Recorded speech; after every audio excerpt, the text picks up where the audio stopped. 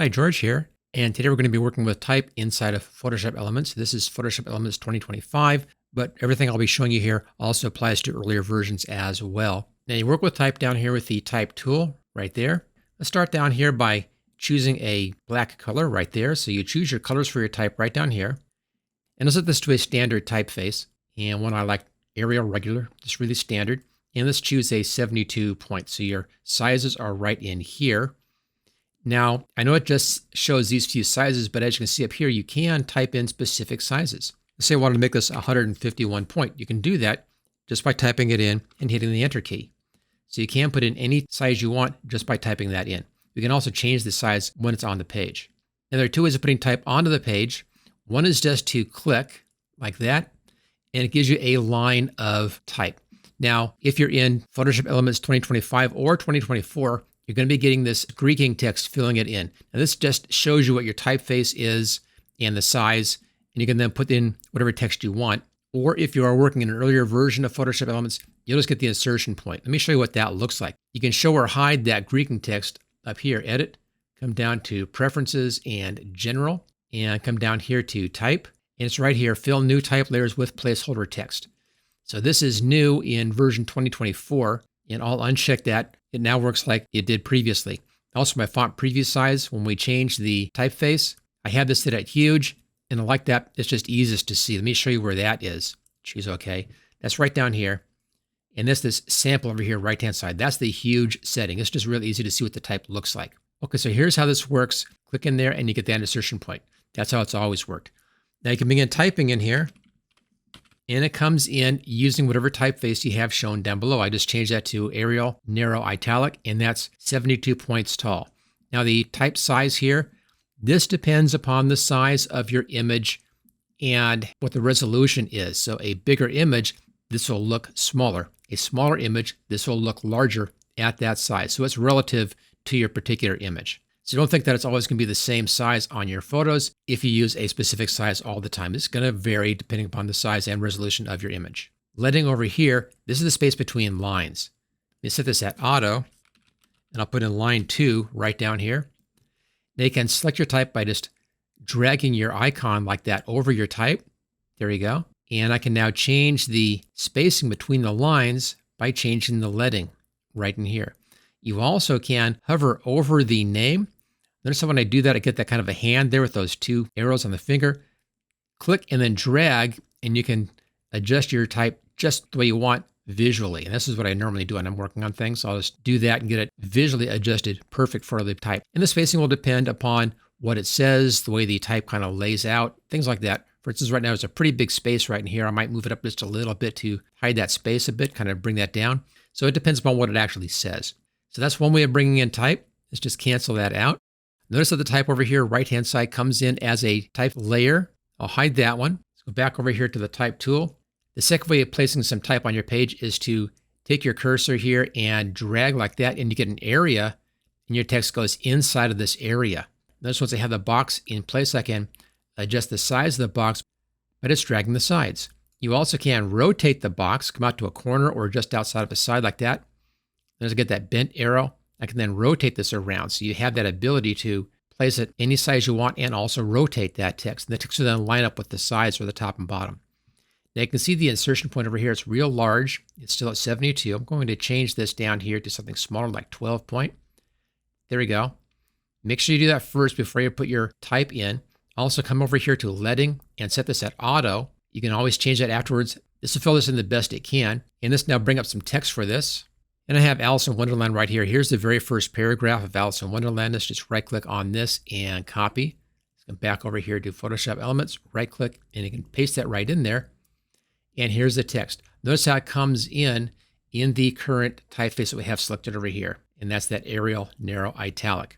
Now we have some odd breaks in here where it says into the, and then it goes to book, and then conversations in, and then it.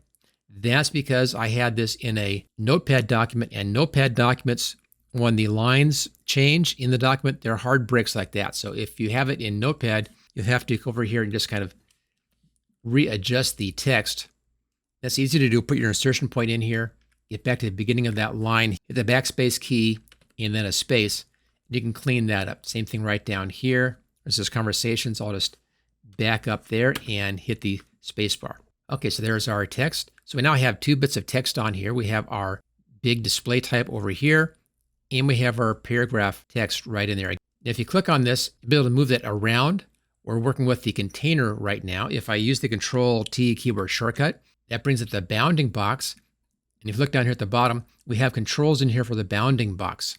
Constraint proportions, here's our angle, width and height, rotate, scale, skew. So it's none of our text tools in here. This is for the bounding box, and that's what the text is sitting inside of. If you want to get the text inside, go over here to the Type tool, click Inside, and now we have the options down below. Now with options, there's a lot of things in here. There's a lot of different specialty kind of type over here, left-hand side. I won't be bothering with this stuff in this video. I cover all of this stuff in my complete training course for Photoshop Elements. I also have articles on all of these things in my photo coach for Photoshop Elements. So if you want to get deeper into the text, that's a great place to go. I'll put a link for that in the description, and I'll tell you more about that at the end of this video. Right now, we'll just stick with the basic stuff. So we have our typeface right here. Now notice if I change the typeface like that, nothing changes. So you have to select some text first. Let's just do the book right here. So you click and drag like that to select. Or if you double click, you get a word. Triple click, you get a line. 4 clicks, and you get a paragraph. This also shows me that I have a paragraph break right there. Let's just fix that one. Backspace and forward 1. There we go.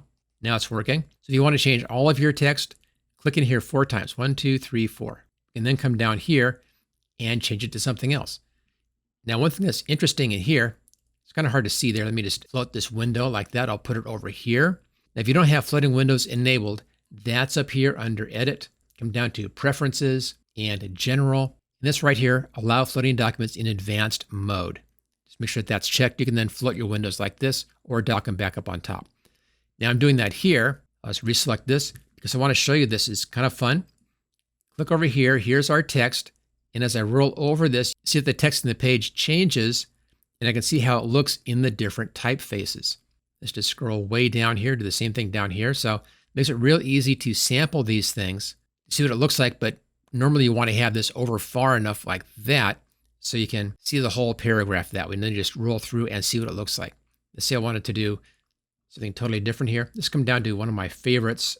I'll just scroll down just a little bit. I'm using the scroll wheel on my mouse right now to quickly go through this list. Now you'll have fewer typefaces or fonts than I have. I have a ton I've collected over the years. And I like these eras types. I think these are really nice. Nice clean looking typeface. There we go. We can dock this back up again like that. And even though we've changed the typeface, we can still change the size of the box. We can still rotate all those things. You can change your size again. Here's 14 point. Here's a 10 point. So easy to make those adjustments.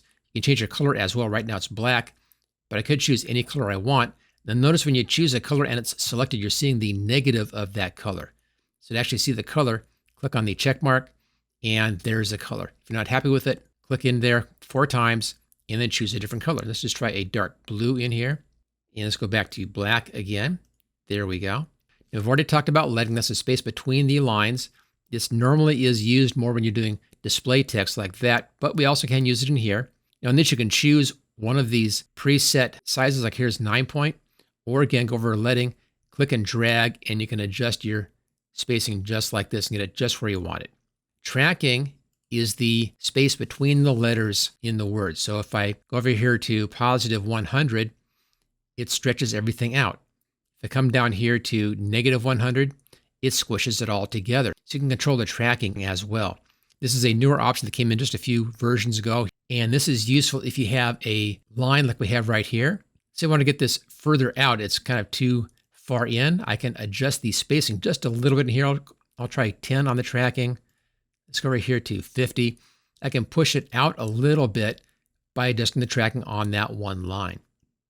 That back to 0 again. There we go.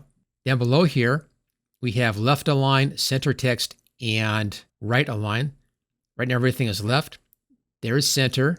Here's right. Notice that this is acting on the whole paragraph. It's not acting on the one selected line. Now, above this, we have bold, italic, underline, and strike through. Let's just select this line of text again. There's bold.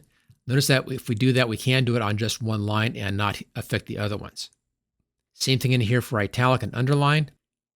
Underline comes in like that, and strike through is like that. Right here where it says anti-aliasing, this just smooths out the curves in your lettering and is mostly useful for your really small text. So I always leave that checked. Down here, we can toggle the text orientation. This is horizontal text. We can go to vertical text or horizontal text. And then right here, we have this really interesting tool. This is the warp text tool. This has been around for a long time, but it's a lot of fun. Notice again how this is affecting the whole text box and not just the one selected line. With this tool, you can choose these different shapes in here. It's kind of a wavy shape.